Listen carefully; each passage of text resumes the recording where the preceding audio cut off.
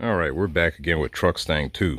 Last time we worked on this thing, we got the electrical system pretty much done and tested out, save for the engine.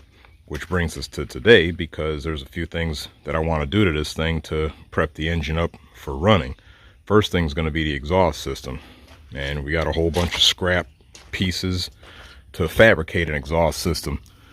But it'll be pretty simple. It's just a matter of getting pipes welded up to that nub on the flange there and down under the car. And obviously, because this car is high off the ground and mounted on a truck frame, we got a lot of room to work with, so we don't really have to go crazy trying to put bends and angles and stuff to contour the bottom of the car. The other thing I want to do is get a fuel system in here, and in keeping up with the wasteland concept, we're just going to throw crap together. In this case, this I think this was from an old generator, like about 3 gallons of capacity right there. Figuring out where I want to mount that thing, whether it's going to be inside the cab or outside in the bed area. I'll get to that eventually just as well. And the other thing I want to do is get transmission lines rigged up and to the front with a trans cooler. So get that taken care of. One other thing, as far as our exhaust, because this is a 6-cylinder, we're not going to have a true dual exhaust system. And I'm still trying to figure out what I want to do as far as any kind of exhaust. If I want pipes coming up out of the sides like some kind of weird Mad Max type car, or if I just want to go plain Jane and just having dual pipes coming out of the back. Kind of like the idea of pipes coming up out of the sides, even if it's just one big pipe coming up out of there. Or another idea might even be a stack idea. I don't know. I'm shooting from the hip. I'll get back with you when I think of something that I want to do. But in the meantime, I gotta weld some stuff.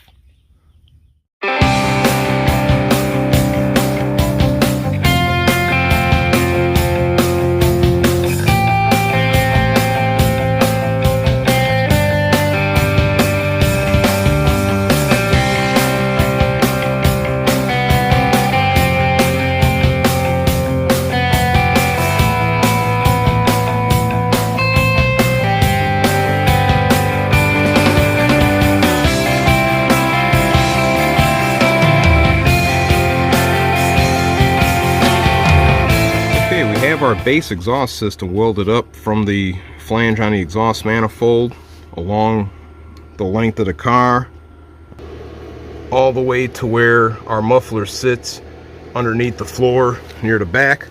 Even managed to add an extra little piece of angle pipe that I was able to weld to one of the old exhaust hangers on the Mustang body. The next plan we have is to add this Y pipe that I cobbled together out of more exhaust pipe pieces. Had to take a minute to get a good weld to ensure everything was all covered up solidly at the junction. But the plan with this pipe is going to be to attach it to the end of the pipe coming out of the muffler, and with a few more angled pieces and lengths of pipe, we'll have a couple of pipes coming up along the sides of the quarter panels on either side to give it that cobbled together Mad Max wastelandy kind of look. So with that all said and done, I'm going to get to welding this crap in place and cutting some more pipe and welding some more pipe in place. So as usual, stand by. We're going to go to the worst side first, where I have multiple sections of pipe welded together because we are using waste exhaust pipe to make this system. But we're going to start with the Y pipe setup that's welded in place, and I'm using these old bumper anchor points as spots to weld the pipe in place to hold everything. Have 45-degree elbow, short length of pipe, another 45, and then a straight length of pipe right here running along the same angle as our racing stripe and coming out of the back. Go to the other side, and we have the same thing on the other side, except a little bit cleaner because I actually had a straight length of pipe right there. But same concept as the passenger side.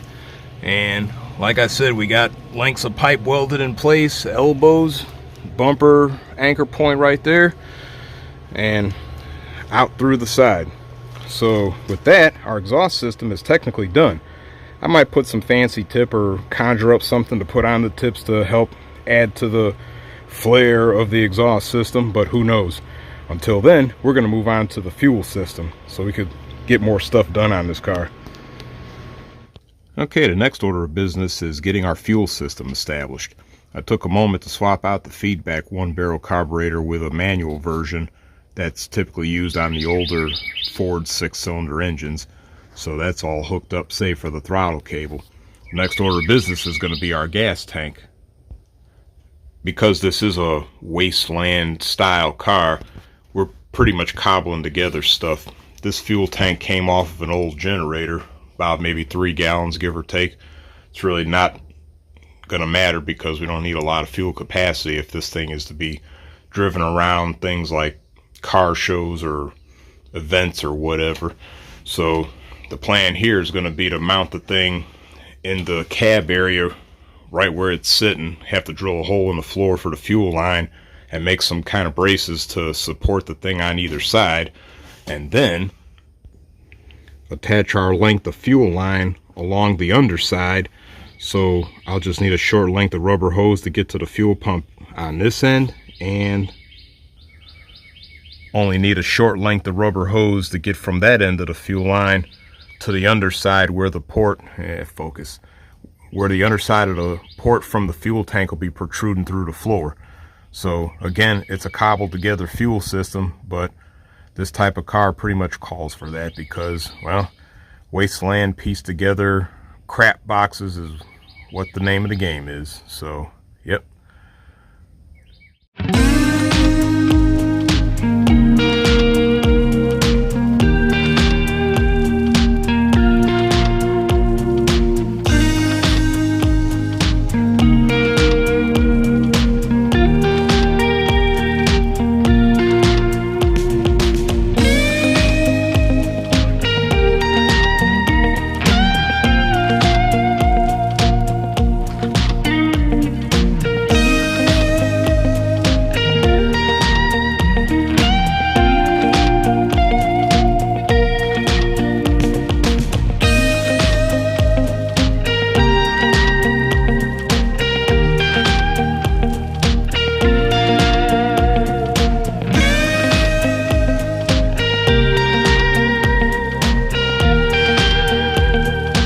Okay, we got our gas tank mounted.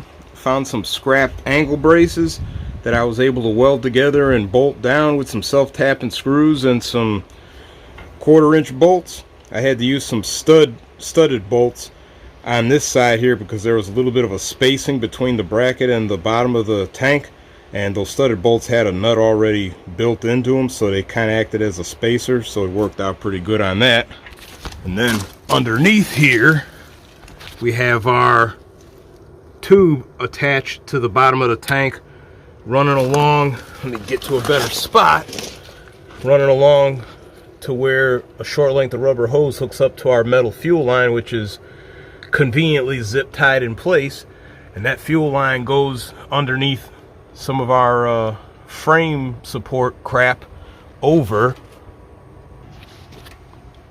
to this open spot where it runs along the old frame rail, where I have a brace attached with a self-tapping screw and another one right here.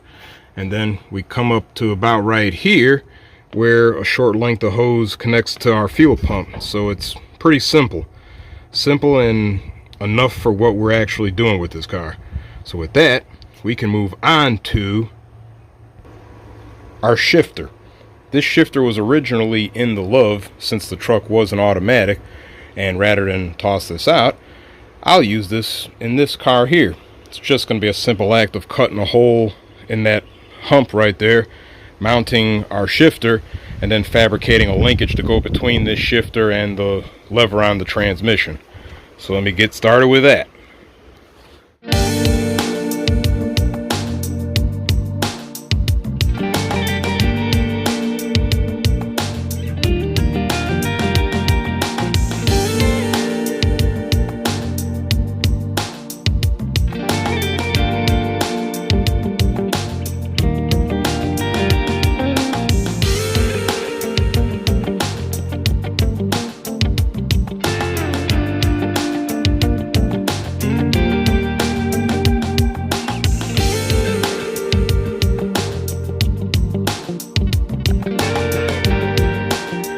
have our shifter in place, secured with self-tapping screws as seen. We also have our linkage that we fabricated from scrap material, also as seen.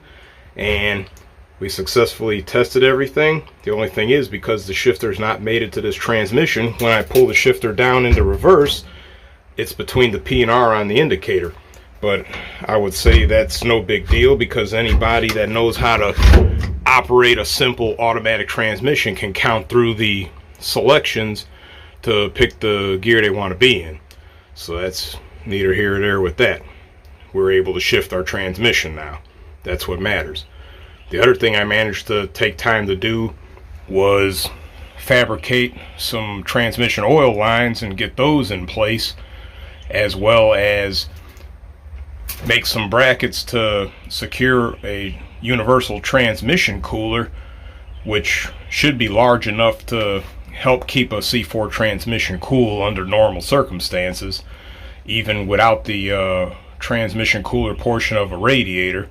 So we should be good on that.